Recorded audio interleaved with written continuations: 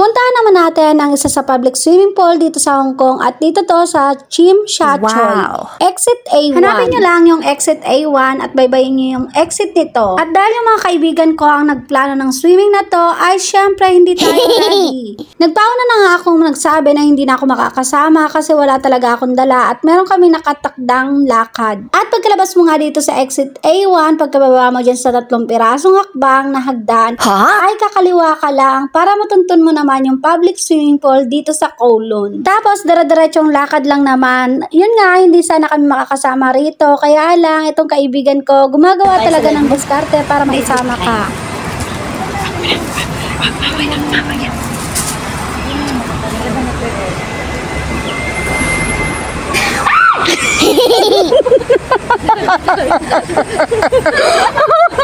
Ay, hindi siya prepared. At ayun nga, nanggulat pa kami kay Desai. Ayun nga, sinabi ko nga hindi na kami makakasama kasi wala talaga akong dalang damit or pamalit. Pero syempre, may kaibigan ka na gumagawa ng trip at gumagawa ng diskarte para lang hindi ka maiwanan. Ayan naman tinuturo ko, ayan yung pinanggalingan namin na exit A1. Tapos ito, tinuro ko nga, pero hindi pa dyan ang public swimming. Tinuro ko lang. At yun nga, dire-diretso lang ng paglakad. Pero hindi kami nakadiretso kasi may nadaanan kami na nakasell dito na sandals. At dahil wala pang ay napasubo na naman ako sa hiram. At yun nga, may twinning kami ng mga bag, kaya naman magtutwinning ulit kami sa sandals. Pero dahil wala akong pera, ay syempre pahiram muna. Babayaran ko din naman sa katapusan, yun nga lang, hindi ko alam kung anong katapusan.